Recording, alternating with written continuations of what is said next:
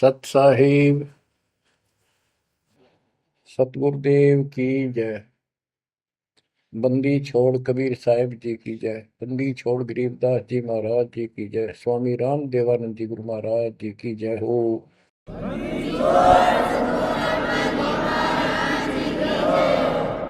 सर्व संतों की जय, सर्व भक्तों की जय, धर्मी पुरुषों की जय। श्री काशी धाम की जय, श्री सुडानी धाम की जय, श्री क्रोथा धाम की जय, श्री बरवाड़ा धाम की जय। सत साहिब गरीब नमो नमो सत पुरुष को नमस्कार गुरु के नहीं। सुर नर मुनिजन साधुआ संतों सर्वसदी नहीं। सतगुरु साहेब संत सब दंडो तुम प्रणाम। आगे पीछे मध्य हुए तिनको जा कुर्बान। नराकार निर्विषम काल जाल भय बंधन। निर्लेपम निज निर्गुणम अकल अनुपेषणम। सोहम सुरति समापतम सकल समाना निर्तल। उज्ज्वल हिरंबर हरदम अम्बे पर्व अथाह वार पार नहीं मध्य तुम। ग्रीव दोष मरत सिद्ध होई गणनायक गिरताना। करो अनुग्रह सोई पारस पद परवाना। आदि गणेश मनाओ गणनायक देवन देवा। चरण कमल लाओ आदि अंत करूं सेवा। परम शक्ति संगीत अमृत सिद्धि दाता सोई। अविगत गुण अतीतम सत पुरुष निर्मोही। जगदम्बा जगदीशन मंगल रूप मुरारी। तन मन अर्पो शीसम भक्ति मुक्ति भंडारी। सुर नर मुनि जन ध्यामय ब्रह्मा विष्णु महेशा। शेष सहस मुख गावै पूज्य आदि गणेशा। इंद्र कुबेर सरीखा वरुण धर्म राय जावै। समर्थ जीवन जी का मन इच्छा फल पावै। 33 कोटि अदारा जावै सहस 88। उतरै बहुजल पारा कट है यम की फांसी। कबीर सतगुरु के उपदेश का सुनिया एक विचार। जय सतगुरु मिलते नहीं जाते नरक द्वार। नरक द्वार में दूत सब करते खेचा तान। उनसे कभू नहीं छूटता फिरता चारों खाने। कबीर चार खानी में भरमता कबहू न लगता पार। सो फेरा सब मिट गया मेरे सतगुरु के उपकार। जय जय सतगुरु मेरे की। जय जय सतगुरु मेरे की। सदा साहिबी सुख से बसियो। अमरपुरी के डेरे की। जय जय सतगुरु मेरे की। जय जय सतगुरु मेरे की। सदा साहिबी सुख से बसियो। अमरपुरी के डेरे। निर्विकार निर्भय तू ही और सकल वैमा। यदि साधो और सकल वैमा। सब पर तेरी साहिबी, सब पर तेरी साहिबी, तुझ पर साहिब ना, निर्विकार निर्भय,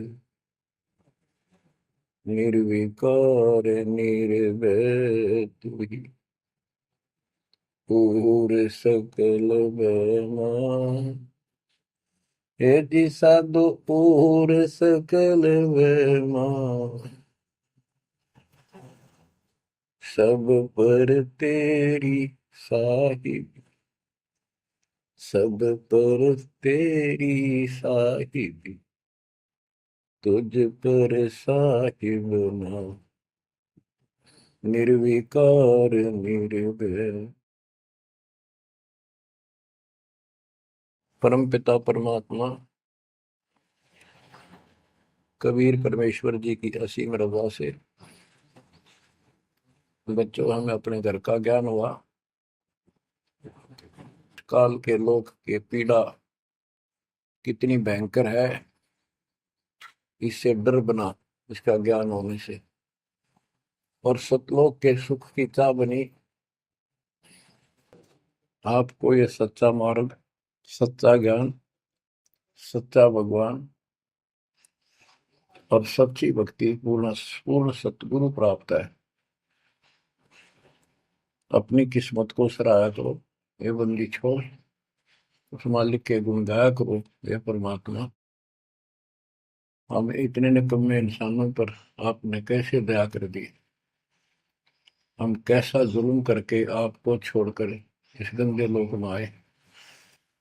आप कितने दयालु हो।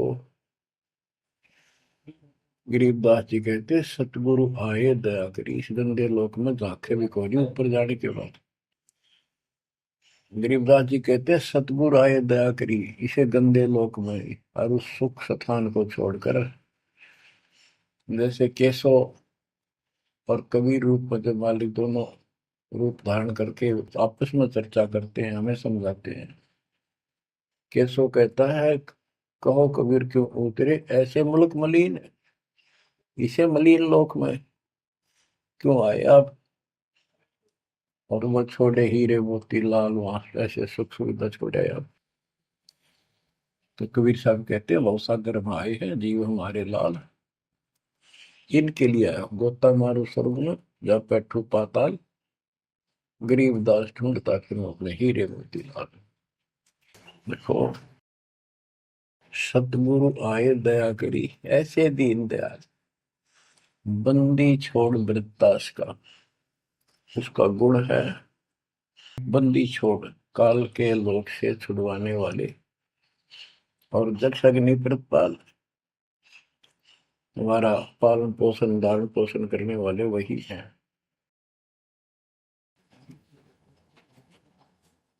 आपको इतना ज्ञान सुना दिया और सुना रहे हैं, इस ज्ञान से आपके अंतःकरण में ये फाइनल हो जाएगा एक दिन। क्योंकि बार बार कोई वस्तु सुनते हैं उसका धीरे धीरे धीरे धीरे असर बनना शुरू होता है। तो बच्चों परमात्मा प्राप्ति के लिए हम बहुत समय से प्रयत्न करते आ रहे हैं, युग बीत गए अपने को युग।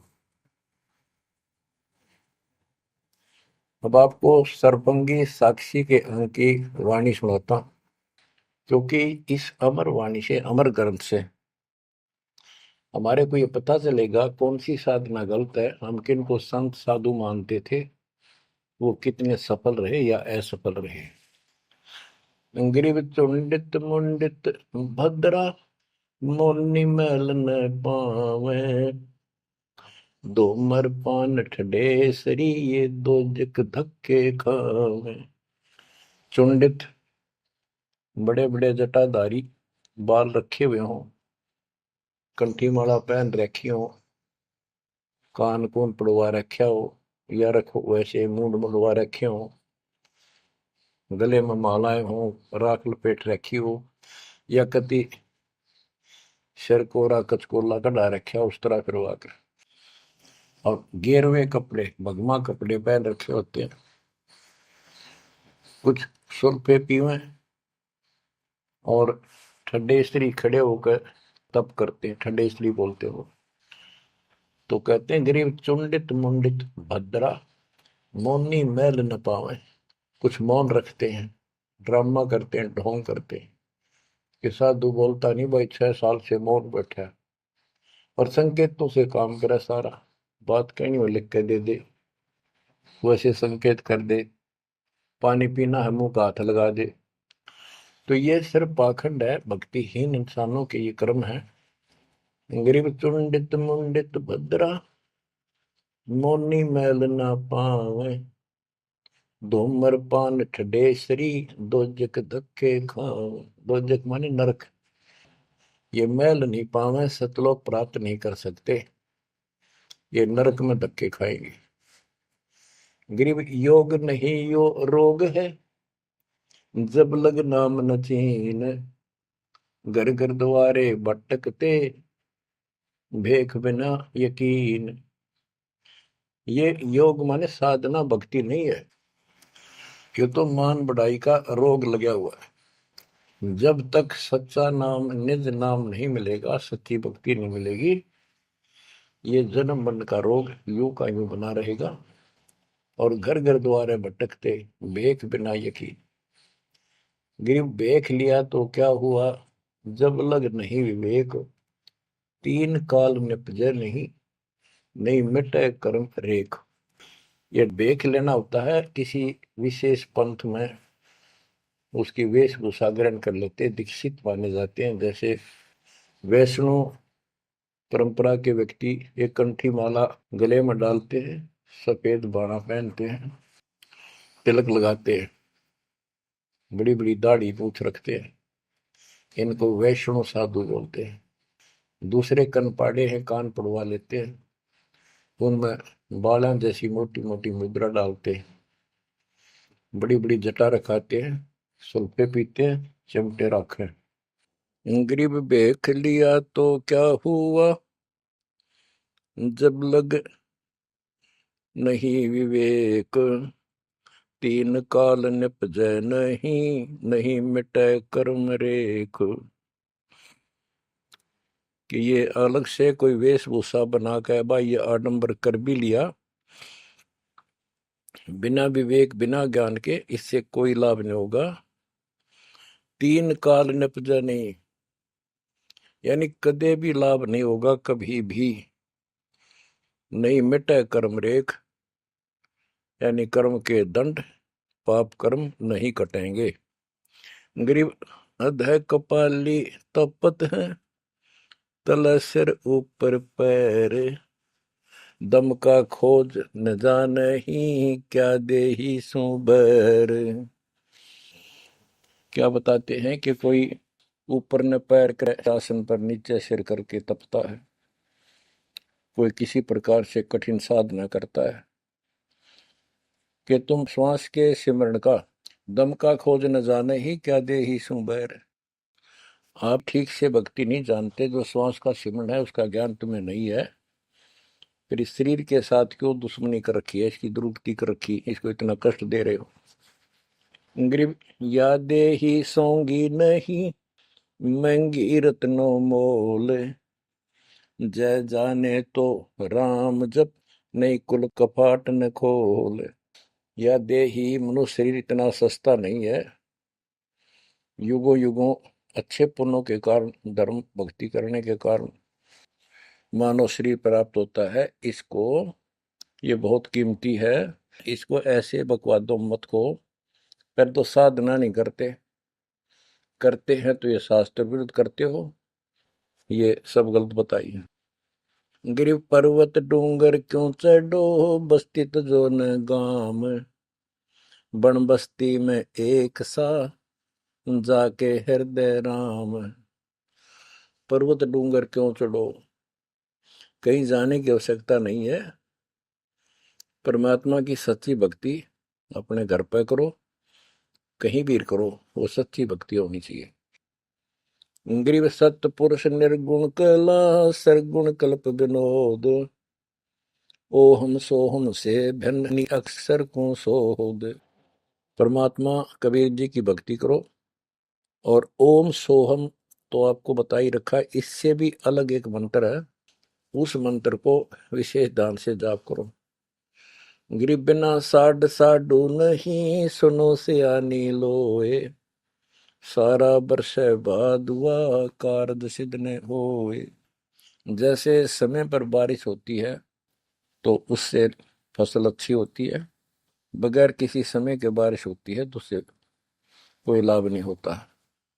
गरीब साध नदी और मेघ जल, कहीं कहीं है मौज। निंदत पापी मारिये, जिन घर दौड़े फौज।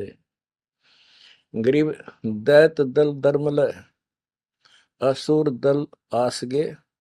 मंडी मसाणों निसंग फिरे, जीव जब लग जोखिम नहीं, मरा जब निसंक मरे।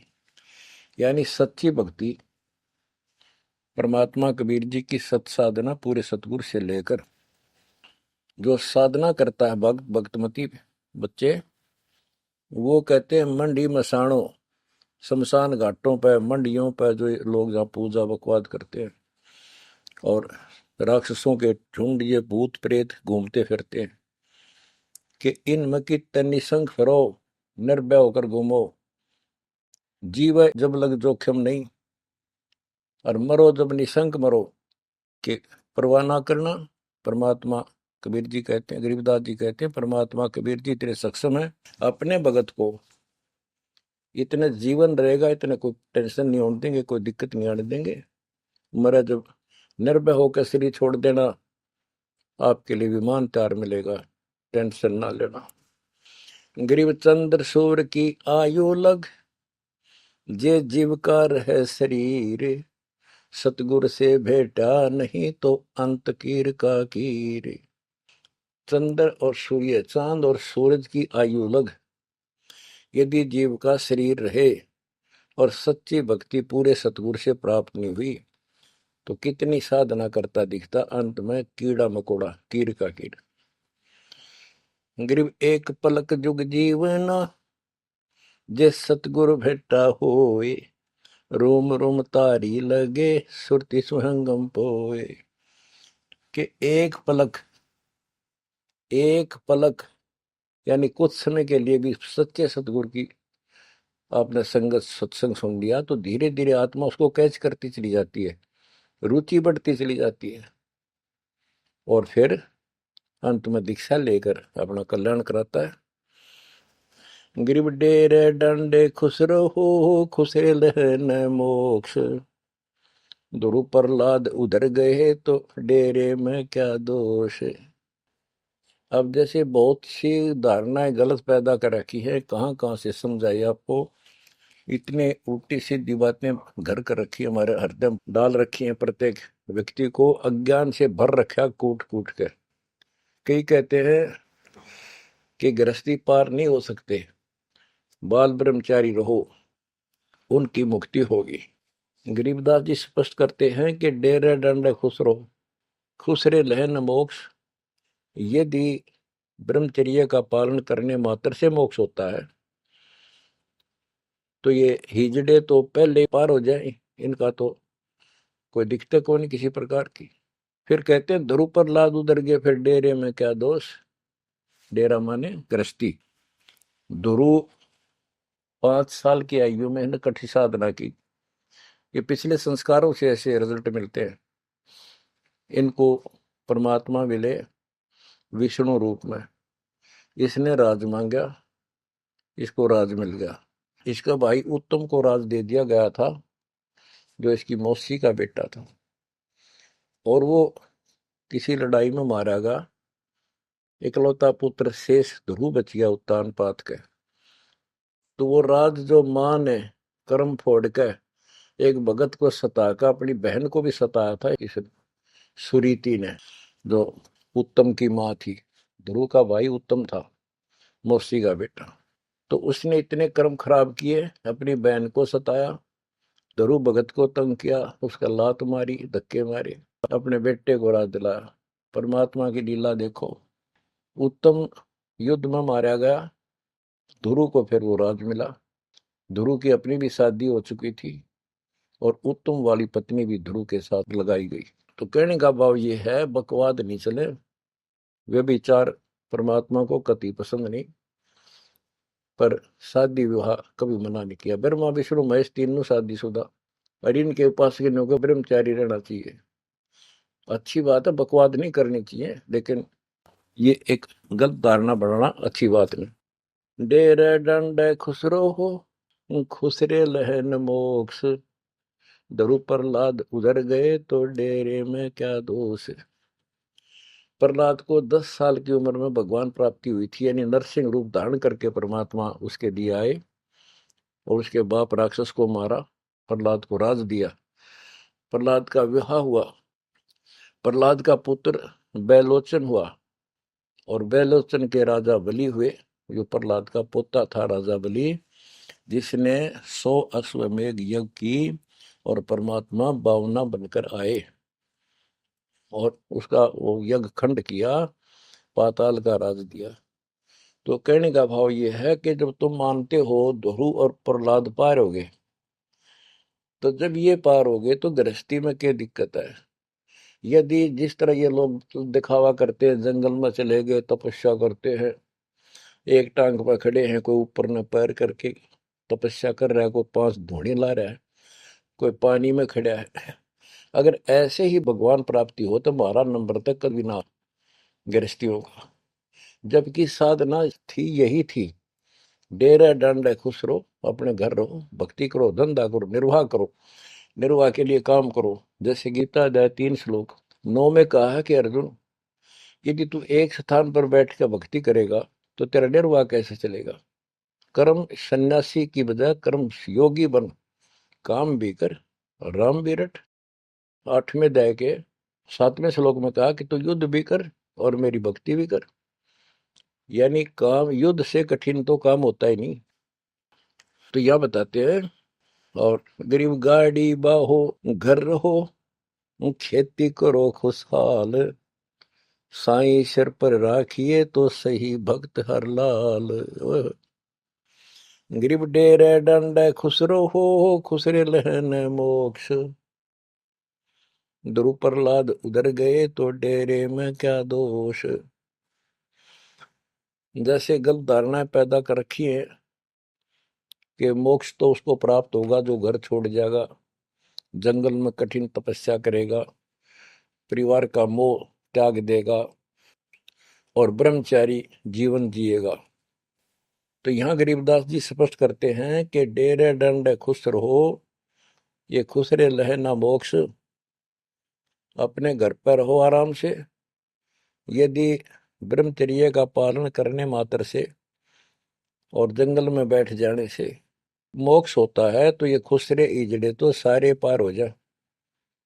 नहीं, ऐसा नहीं है। आप मानते हो ध्रुव पार हो गया, आप मानते हो प्रहलाद पार हो गया। ध्रुव 5 साल की उम्र में भक्ति के लिए निकला, कठिन साधना की, उनका विश्वास देखकर भगवान ने उनको दर्शन दिए। ध्रुव को राज्य की चाह थी और कुछ नहीं मांगा था, क्योंकि कारण क्या था, उत्तानपाद राजा था और ध्रुव की माँ उसकी पत्नी थी, यानी राजा की रानी थी। उसको कोई संतान नहीं हुई, वृद्धावस्था हो गई थी, आधे से ज्यादा उम्र हो गई थी। तो उसकी ध्रुव की माँ सुनीति थी। सुनीति ने अपने घर जाके अपने माता पिता से अपनी छोटी बहन सुनीति राजा के लिए मांगा। कारण ये था कि एक दिन नारद जी आए, नारद जी ने बताया उस सुनीति को, ध्रुव की माँ को, कि राजा दूसरी शादी करे, उसके बाद आपको पुत्र पहले होगा, उसको बाद में होगा, वैसे संतान नहीं होगी, यह संयोग है। रानी ने राजा को मनाया, अपने घर वालों से रिक्वेस्ट करी, आखिर में उस लड़की छोटी बहन को राजा के शादी करवा दी। अब सुरीति ने ये ईर्ष्या होगी कि मेरी बहन ने मेरा जीवन बर्बाद कर दिया, एक बूढ़े का ब्याह करवा दिया मेरा, मैं किसी राजा के शादी होती, स्वतंत्र रहती। जब विवाह करके राजा आ रहा था सीमा के ऊपर, कहा यहाँ लेके आ रहा था अपनी सुरीति सेकंड पत्नी को, राज की सीमा पे जाके रथ रुकवा लिया और बोली, वो सुरीति मेरी कंडीशन है, ये मानोगे तो मैं आगे कदम रखूंगी, नहीं मैं तेरे साथ नहीं जाऊंगी। राजा ने पूछा क्या बात है, कि जो मेरी बहन है उसको निकाला दे दे, उसको अलग रखेगा, उसको खाने का भी माप तोल के देना होगा, दुहागन करेगा। इसमें काफी कंडीशन होती, दुहागन के लिए अलग से मकान बनाया जाएगा। राजा ने मान लिया। और दूसरे ये होगा कि जो मेरा पुत्र होगा उसको राज मिले, मेरी बहन के पुत्र को राज न मिले। इस तरह की शर्त सारी राजा ने मान ली। आगे फिर पहले ध्रुव हुआ। ध्रुव जब उत्पन्न हुआ उस समय माँ वैराग्य में थी, घर से अलग दूसरी जगह रखा हुआ था। और ये बहुत लंबी कहानी है, इतना यहाँ नहीं बता पाऊंगा। तो उत्तम को राज दे दिया, ध्रुव को धिक्कार दिया, भगा दिया उसकी माँ ने। तो ये लंबी कहानी है, यहाँ इतना समय नहीं मैं आपको बता पाऊंगा। तो ध्रुव परमात्मा से राज लेने के लिए माँ से पूछा ध्रुव ने, माँ उत्तम को राज किसने दिया? बेटा भगवान देता है, परमात्मा ने दिया, उसके भाग में लिख दिया, तेरे भाग में नहीं है। तो ध्रुव बोला मैं भगवान से राज लूंगा। यूं कहकर छोड़ कर चल पड़ा। 6 महीने तक एक पैर पे खड़ा होकर, या जैसे भी तपस्या खूब की, जाप किया। पिछले संस्कार से होता ही है वैसे, तब तो दुनिया करती है। पिछले युगों का बहुत संस्कार भक्ति करते करते आए हुए थे, और वो काफी संग्रहित थी, उसके प्रतिफल में मालिक ने उनको ऐसा कुछ कर दिया। परमात्मा प्रकट हुए, बोले भाई क्या मांगता है बोलो। मुझे राज चाहिए भगवान, मुझे राज दो। ठीक है, राज दे दिया कि पहले तो यहाँ कर, फिर तुझे ऊपर एक अलग अलग से ब्रह्मांड बना के, तुझे अलग से नगरी बना के दूंगा, द्वीप। ध्रुव प्रहलाद वापस आ गया उधर से। ये दोनों बड़े हो गए, उत्तम भी और ध्रुव भी। उत्तम का विवाह भी हो गया, ध्रुव का विवाह भी हो गया। उत्तम मारा गया एक राजा से युद्ध होने से, तो राज भी ध्रुव को मिल गया, और उत्तम वाली जो पत्नी थी वो भी ध्रुव के साथ लगाई गई। तो कहने का भाव ये है, गरीब डेरे डंडे खुश रहो, खुश रे लेना मोक्ष, ध्रुव प्रहलाद उधर गए, तो डेरे में क्या दोष। जैसे ध्रुव ने शादी कराई, ध्रुव की भी संतान हुई, और आपके तो ये पार हुआ, तो ये डेरे में था, घर में था, गृहस्थी में था, तो पार हुआ। तो भी पार हुआ, कितना पार हुआ? वो पार होना अलग अलग स्टेजेस है। एक तो स्वर्ग तक पहुंच गया, पार हो गया। ये स्वर्ग तक पहुंचने को पार मानते थे। और प्रहलाद प्रहलाद भगत की 10 साल की उम्र में परमात्मा मिले, नरसिंह रूप धारण करके उसकी रक्षा की। उसके बाप राक्षस को मारा, प्रहलाद को राज्य दिया, और उसने शादी कराई प्रहलाद ने बड़ा होकर के। उसके एक पुत्र हुआ बैलोचन, और बैलोचन का पुत्र हुआ राजा बलि, यानी प्रहलाद का पोता राजा बलि था, जिसने 100 अश्वमेघ यज्ञ की थी।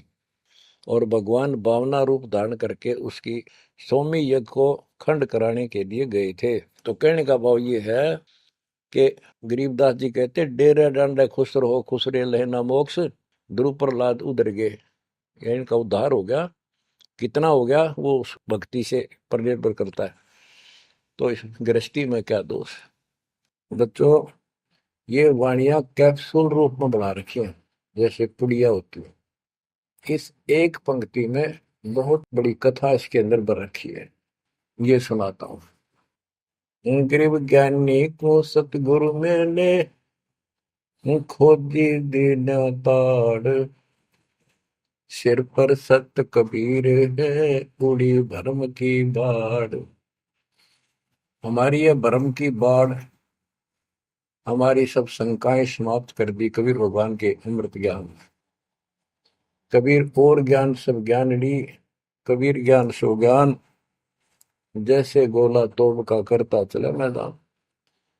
गरीब दत्ता जी आगू मेले, दक्षिण बीच दयाल, सूखा खूंट हरा हुआ, ऐसे दीन दयाल। दत्ता जी आगू मिले, दक्षिण बीच दयाल, सूखा खूंट हरा हुआ, ऐसे दीन दयाल। एक दत्ता तथा जिया नाम के दो ब्राह्मण भाई थे। इनको तत्वा जीवा भी कहते हैं। ये अपनी देसी भाषा में गरीबदास जी ने दत्ता जिया का है। ये गुजरात स्टेट के अंदर एक भरूच शहर है, भरूच, समुद्र के किनारे पर। और उससे 12 किलोमीटर दूर एक मंगलेश्वर गांव है। हम खुद देख कर आए थे उसको, उस स्थान को। कई भगत थे मेरे साथ। तो मंगलेश्वर गांव के पास एक शुक्ल तीर्थ नाम का गांव हुआ करता था, जिसमें जिया और दत्ता, ये दो ब्राह्मण भाई भी रहते थे। वो सारा ब्राह्मणों का ही गांव था। वो आसपास गांव में जाके पंडिताई किया करते थे। दत्ता और जिया बहुत ही परमात्मा के चाहने वाले थे। वो सत्संग सुनने जाया करते थे। जहां भी किसी साधु संत का सत्संग होता था तो सभी ये कहते थे अभी मोक्ष के लिए पूर्ण सतगुरु की आवश्यकता होती है। गुरु बिन मोक्ष नहीं होगा, गुरु बिन सच्चा ज्ञान भी नहीं होगा। जहां भी जाते थे वो मंडलेश्वर प्रवक्ता एक ही बात बताते थे। तो जीवा और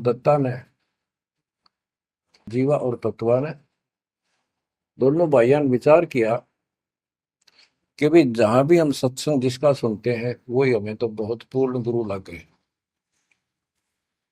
जिसके विचार सुनते हैं वो उससे भी अच्छा लगता है। और पूरे गुरु बिना बात नहीं बने, मोक्ष नहीं हो। ये तो असंग जन्म हमने जन्मते और मरत्या को होगे। जैसे परमात्मा कबीर जी क्या करते हैं, किसी भी रूप में आकर और कहीं जगह मेले मेले भरा करते हैं इनके तीर्थ तीर्थों पर, वहां चले जाते थे। वहां खड़े होकर शब्द सुनाने लग जाते और 10 20 50 व्यक्ति भगवान के चाहने वाले उनकी बातें सुना करते थे। तो जीवा और दत्ता को किसी स्थान पर परमात्मा उन्हीं के लिए जाते हैं क्योंकि वो भटक रहे हैं भगवान के। ये बातें बताई कि पूर्ण सतगुरु हो, सच्चा ज्ञान हो, तो तब मालिक का राह मिलेगा, मोक्ष मिलेगा। असंग जन्म पर मत हो गए, कुछ नहीं हाथ लगा रहे, इस तरह की जबरदस्त बातें बताई। तो उनसे वो प्रेरित हुए। उनको नहीं पता था ये कौन है। उन्हें तो एक भगत मान्या, गीत गा शब्द शब्द सुनाने वाला। फिर वो साधु संतों की तलाश में चल पड़े। जहां भी जावे एक से एक बढ़िया लतीफेदार प्रवचन करे, बड़ी बड़ी कथा सुनाए, संस्कृत की भाषा में जबरदस्त बोले, स्पीच करें, प्रवचन करें। आखिर में उन्होंने सोचा भी एक हम कैसे निर्णय करें, यो संत पूरा हरियो नहीं। हम किसी को पूरा संत मानकर उसके आश्रित हो जावा, अंत में उस पता चले उस पूरा नहीं, मनुष्य जीवन तक गया ही, ये बार बार नहीं मिलेगा। आखिर में उन्होंने एक फैसला कर लिया कि हम एक बड़ के पेड़ की सूखी टहनी लगाएंगे, गमला बना के धरती में गड्ढा खोद के जैसे पौधा लगाया। और जिस संत के चरणामृत से ये हरी होगी, हम उसको गुरु बनाएंगे। उन्होंने सब मंडलेश्वरों जहां भी कोई चर्चित संत होंगे, बेचारे दुख सुख पाकर पैदल चल लगे, उनके चरण धोए। महाराज चरणामृत देते हो, कौन मना करे चरणामृत को, लावे और डाल। कोई कुछ नहीं हुआ। क्योंकि तुम्हें उन्होंने कहा है परमात्मा धरती पे है, संत नहीं है, और संत नहीं है तो हमारा मोक्ष नहीं। इसलिए हे परमात्मा, हमारा को मानुष जीवन शेष बचा है, इसको खत्म कर दो, हम दोनों को मार दो। कभी पृथ्वी पर संत हो तब जन्म देना। यूं कहकर खूब फूट फूट कर रोने लगे। काफी देर रोज ही टेंशन में रहने लगे, खाना पीना लगभग छूट गया। कैसे तो मर जाना अच्छा है, ये तो पशु जैसा जीवन बहुत बार जी लिए। तो कबीर साहब रह रह कर हमको सुना गए थे, कहीं कहीं इकट्ठे होकर खड़े हो जाते थे, भटकते थे, वहां मालिक भी किसी न किसी रूप में चले जाते थे। उनके यह प्रेरणा भर दी थी। बाकी मंडले सुना के बस में यह भी ना थी कि इसी प्रेरणा भर दे, इतना वैराग डाल दे। एक दिन परमात्मा पहुंचे उस सुकल तीर्थ गांव में, गली में जा रहे थे तो दत्ता बाहर निकला और बोला, जीवा देख, एक संत घूम रहा गली में, कहो तो बुला लो। जिया बोला रहा है, संत इसे से मंडलेश्वर देख लिए, ये सड़क छाप पर के पाओगे, क्यों जी दुखी करे और कई दिन रोना पड़ेगा, कुछ ना इनका पल्ला। दत्ता बोला, मेरा तीसरा दिल करे है, बुला लो इन्हें एक भाई। भाई साधु सा दिखा है, चेहरे से बहुत अच्छा लगा, देखते ही आत्मा खुश हुई। जिया बोला, बुला तो मैं क्यों नाटू। वो तो बुला लिया, एक बैठने का मुड्ढा सा दे दिया, सटूल सा। बैठो महाराज बैठो। दत्ता, ला जीवा ला, बस परात निकाल के थाली महाराज के चरण दो के, और जा जिया उसमें डाल दे। पौधा में डाल, अगर संता के चरण अमृत इधर उधर में डालिए, कितना गमले में डाल दे। अब जीवा डालन लाग रहा है, डालते उसको पोपल फूट आई बड़के, बड़की डाली के, वट वृक्ष की टहनी के। जिया बोला, दत्ता बाग आइए आइए, क्या होगा। दोनों देख कर सुन हो गए, आते पैर पकड़ लिए। हे परमात्मा, हमने तो ये सोच लिया था धरती पर संत नहीं है। कबीर साहब बोले, जिस दिन पृथ्वी पर संत नहीं होगा, आग लग जाएगी इस पर, या कोई नहीं बचेगा, काल फूक देगा इस पृथ्वी को। ये मान का पहले क्यों ना आए, हम तो बहुत भटक लिए थे, हम तो सोच लिया था धरती में कोई संत नहीं, और हम तो मरा हो भूखे पैसे रह के, कति ना जीण के रहे थे ना मरण के। तो परमात्मा से काफी लिपट के, सीने के लग के, कभी चरणों में गिर के, और सौ शुक्र मनाओ, हे परमात्मा पहले क्यों नहीं आए, हम तो हमारे लिए कति सारे घूम लिए मंडलेश्वरों के, किसी के पास कुछ नहीं पाया। परमात्मा बोले, बच्चों ये संत की पहचान नहीं थी जो तुम कर रहे थे, ये सिद्ध भी कर दे थोड़ी बहुत, चमत्कार जादूगर कर देते हैं, हथेड़ी में गेहूं हरे कर देते हैं, ये कोई पहचान थोड़ी तुमने ये क्या तरीका अपनाया था। संत की पहचान ज्ञान से होती है, समाधान से होती है। और मैं पहले भी आ सकता था, लेकिन आपका कति विश्वास नहीं रहा हो, मेरे में कति विश्वास नहीं बनना था, क्योंकि मैं तो आपका ऐसा लग रहा हूँ जैसे आंधड़िया फिरनिया मांगड़िया खड़िया, और वो मंडलेश्वर जिसके लाखों हजारों बड़े बड़े सेठ साहूकार शिष्य, तुमने सोचो कि और भी कोई होगा जरूर, इसने सड़क छापने के छोड़ उनके पास जाते, वहां कुछ मिलना था नहीं तो मेरे तो भी चले जाते। गुरु के प्रति नाम दीक्षा लेने के बाद स्वप्न में भी नहीं आना चाहिए आज कोई नकली संत। लेकिन कबीर साहब ये भी कहते हैं कि जब ल गुरु मिला नहीं साचा, तब ल गुरु करो 10 पाचा। पूरा गुरु ना मिला, इतने चाहे 100 छोड़ दो, 10 20 कितने छोड़ने पड़ो, त्याग दो, लेकिन मेरे प्रति तुम्हारी अविश्वास हो जाता तो मेरे से खत्म हो जाते आप। इसलिए मैं लास्ट में आया हूं, तुम्हारी सारी फड़क निकल ली। तुम कभी थक कर और छक कर बैठ चुके थे कि कोई कितना कुछ नहीं किसी के पास। ये सिद्धि भी कोई ना इनके पास, ये बनने इनकी फेल कर दी ना, कोई इनको चमत्कार भी कर दे उतारे लिए। इसलिए फेल करी कि ये पहचान संत की नहीं होती। लेकिन तुम मेरे पिछले संस्कारी थे, इसलिए मैं काल के मुंह में तुम्हें नहीं जान दे सकता। एक भक्ति करो। अब उन्होंने सब वो बकवाद पूजाएं जो यजमान बना रखे थे वो छोड़ दिए। कोई किसी का झाड़े झूड़े लाना या किसी के मृत्यु पे, जन्म होने पर किसी का नहीं ले जाना छोड़ दिया। सत साधना करने लगे, जमीन थी अपना खेती करें और परमात्मा की कृपा से बढ़िया गुजारा हो गया। ब्राह्मणों को इस बात की ईर्षा होगी, इन्होंने तो धर्म बदल लिया और हमारी सब क्रियाएं छोड़ दी, उस कुल को जाति से घेर दिया, निकाल दिया। फिर क्या होता है, चलो निकाल ले रो जाति तो कोई फर्क नहीं पड़ता।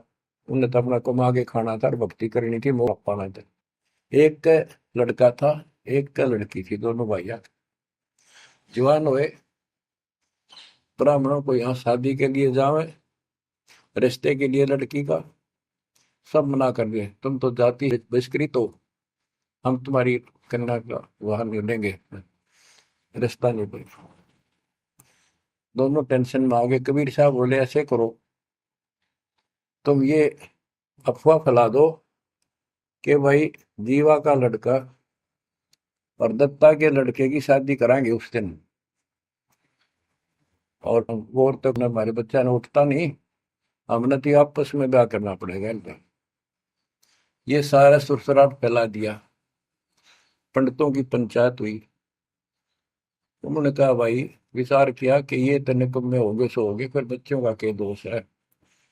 बच्चा नाम ब्याह भाई, ये तो जुल्म होगा, कति दिन भ्रष्ट हो जाएगा। बाण भाई का ब्याह कदे हुआ करे, रह कति दुनिया थूकेगी हमारे गांव को।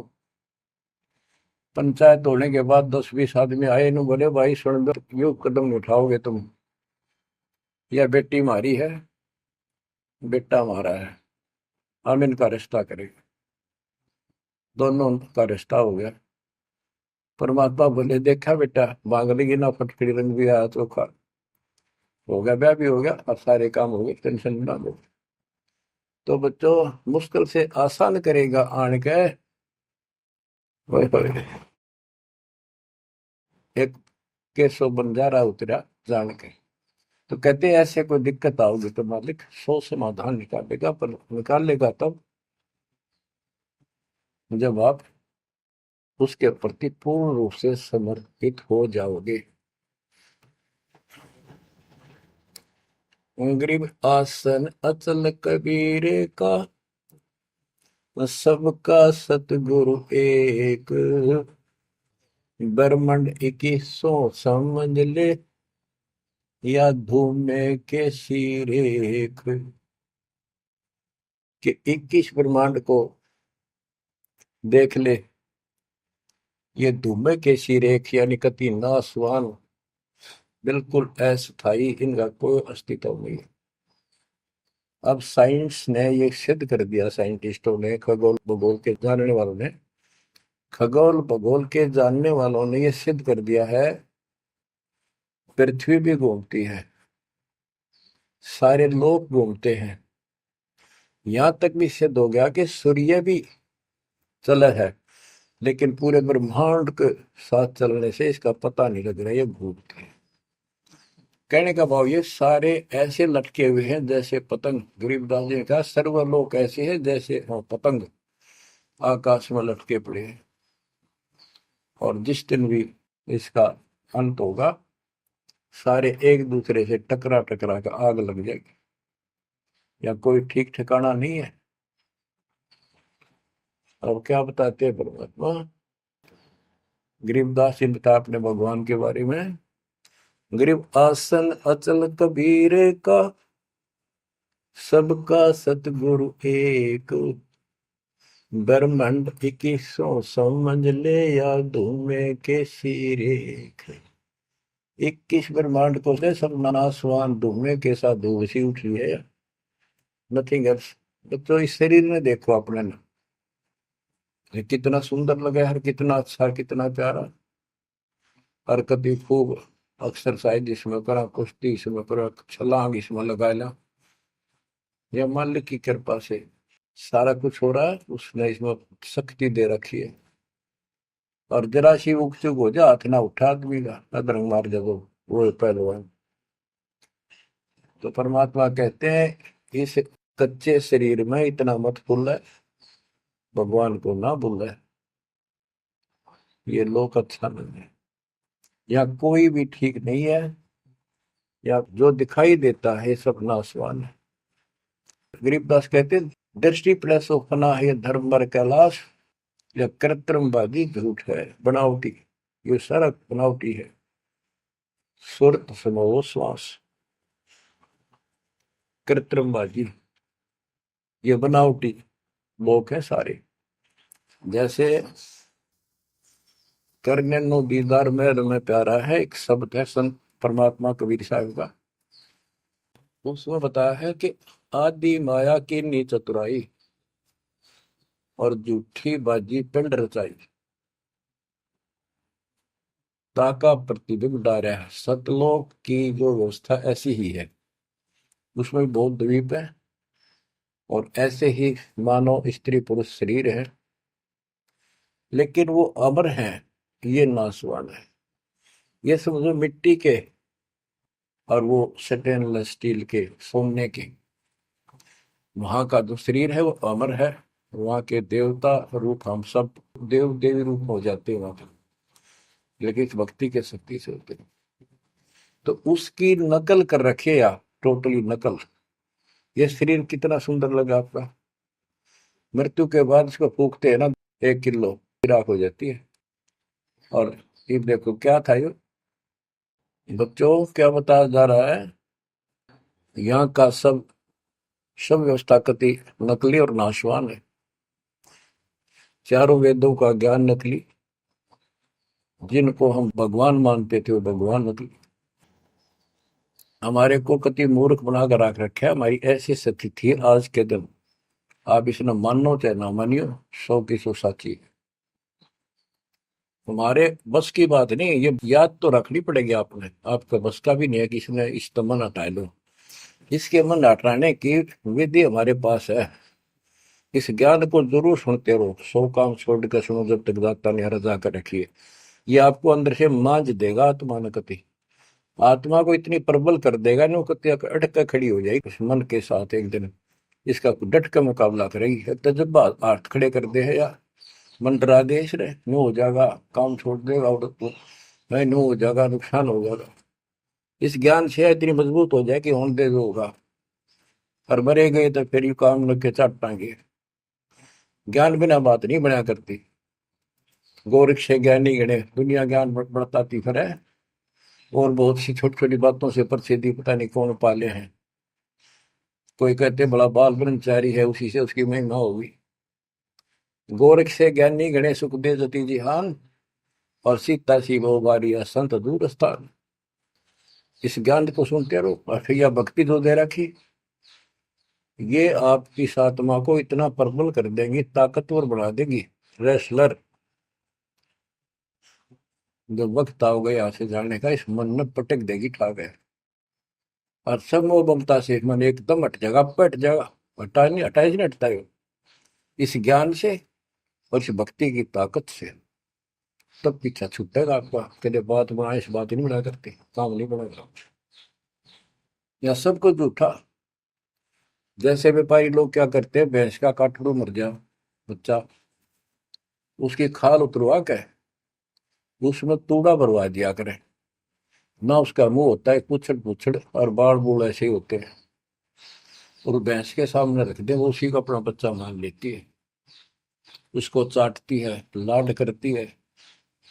उसको लेकर टाइम का रस्सी में चलते हैं वो, उसके पीछे पीछे रा रा रा करती भागती रहती। इतना दिमाग है उसके अंदर। आज अपने अंदर इतना दिमाग छोड़ रखा काल ने, जैसे या कोई इंजीनियर बना रहो चाहे साइंटिस्ट बना बैठा रहो, और कितना है कुछ बातें बनाने वाला एजुकेटेड समझ ले। क्या है ये बच्चे, हाड़ चाम मांस के लोथड़े ऊपर चाम लपेट रखा, क्या ये शरीर है? और इसमें इतना मोह बढ़ा दिया, हमारे बस का नहीं, हो ही नहीं सकता। वो वैसे ने कौन समझावा कि ये ऐसा नहीं है, इसमें कुछ नहीं है। कोई बात नहीं, आप इस ज्ञान न सुनते रहो, आपको भी और इस सारे के सारे परिवार को भी परमात्मा वहां ले आओगा। धीरे धीरे धीरे धीरे आप पर रंग कट जाएगी, किसा शरीर हो किसा भी हो। तो ये शरीर जो है ना, परमात्मा की कृपा से आपको एक दिन एहसास हो जाएगा कि यहाँ से तो जाना पड़ेगा। और बच्चों ने भी दीक्षा ले ली, सत्य राह पकड़ गई, क्योंकि हमारा लाइन पाना कठिन था, बच्चों का तो बहुत आसान हो गया।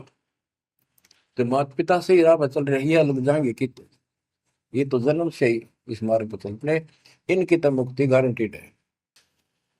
और है आपकी भी, आप दृढ़ रहो कि संसार की व्यवस्था से पूरी तरह परिचित हो जाओ। दृष्टि पड़े सो धोखा रे, खंड पिंड ब्रह्मांड चलेंगे, फिर नहीं रसी लोकारे, फिर नहीं रसी लोकारे। गरीबदास जी जब ये वाणी लिखवाया करते, ऐसे बोल बोल के लिखवाया करते जैसे दास बोल रहे हैं। एक तो इसमें लिखने वाले को टाइम मिल जाता, और उनकी आंखों से आंसू निकलते थे कि देखिए किसे बोर खुना रखे, आप पर काल में जुल्म कर रखा है परमात्मा के बच्चों के साथ। दृष्टि पड़े सो धोखा रे, खंड पेंड ब्रह्मांड चलेंगे, फिर नहीं रहसी लोकारे, फिर नहीं रहसी लोकारे। रजगुण ब्रह्मा तम गुण शंकर, सतगुण विष्णु कहावरी, चौथे पद का वेद न्यारा, कोई बिरला साधु पावे। बच्चों कितना क्लियर ज्ञान, ये सूक्ष्म वेद है, वेद। जैसे मार्कंडे पुराण में आपको दिखाया, रजगुण ब्रह्मा, सतगुण विष्णु, तमगुण शिव, ये तीन प्रधान शक्ति हैं काल की। और यही तीन गुण हैं, यही तीन देवता है। कबीर साहब ने सूक्ष्म वेद में कहा है, गुण तीनों की भक्ति में भरम पड़ो संसार, कह कबीर निज नाम बना, कैसे उतरो पार। तीन गुणों का मतलब, तीन देव की जो करते भक्ति, उनके कबू ना हो मुक्ति। बता सीधी इस बात ने कोई कह को पर विश्वास करता अपने। अब तो इतने प्रमाण धर दिए ठाक है, इस मन ने गुंजाइश नहीं छोड़ी मन को कि ये बकवाद कर दे झूठ से, या आपकी किस्मत जोर करेगी कि आपने इसको ध्यान से सुन लिया, समझ में आ गई। रजगुण ब्रह्मा, सतगुण विष्णु, तम गुण शिव जी, स्पष्ट कर दिया गरीबदास। और चौथे पद का इनका पिता चौथा, इन अपने पिता का भी नहीं पता आज तक, क्या माया बुका दे है न। इसने उसको धमका रखा कि मेरा भेद नहीं दे देगी, या इसके वश पड़ेगी तो क्या करे बेचारी। ऐसे औरत को ऐसे दबा कर रखा जाता, पुरुष प्रधान है आपने, इसी कारण से। तो चौथा इनका पिता ज्योति निरंजन है। और कबीर साहब कहते हैं, चार अन्न बोला है छोड़ा है, और पांचवें को जावे कहे कबीर सो, मुक्ति पावे हम पर आवे। रग यजु है श्याम अथर्व, चारों वेद चित भंगी रे, सूक्ष्म वेद वाच साहिब का, सोहन सा सतसंगी रे। यजुर्वेद अध्याय 40 श्लोक 10 में कहा है, कोई तो परमात्मा को साकार अवतार लेकर रामकृष्ण के रूप में मानता है, और कोई निराकार कहता हो पृथ्वी पर आता है कोई नहीं। परमात्मा साकार है या निराकार है, वो तत्वदर्शी संत बताते हैं। गीता अध्याय 4 श्लोक 34 में यही कहा है कि तत्व ज्ञान को उन तत्वदर्शी संतों के पास जाकर समझो, उनको दंडवत प्रणाम करो, तब वो तत्वदर्शी संत में उस परमात्म तत्व का ज्ञान कराएंगे। यो ज्ञान आता कहाँ से है? चौथे अध्याय के 32वें श्लोक में श्रीमद् भगवत गीता ने स्पष्ट कर दिया। सच्चिदानंद घन ब्रह्म ब्रह्मणे मुखे, सच्चिदानंद घन ब्रह्म यानी परम अक्षर ब्रह्म अपने मुख कमल से जो वाणी बोलता है उस समय यो पूर्ण ज्ञान होता है और उस ज्ञान से मोक्ष होगा। वो ज्ञान कोई तत्वदर्शी संत बताएगा। इससे सिद्ध है कि ना वेद में वो ज्ञान ना वो गीता में, हो गया चितवंगी। जबकि तो ढूंढा उसने, भ्रमित ज्ञान है इनके अंदर, इनकम्प्लीट ज्ञान। रग यजु है श्याम अथर्व, चारों वेद चित भंगी रे, सूक्ष्म वेद बाँचै साहिब का, सोहन सा सतसंगी रे।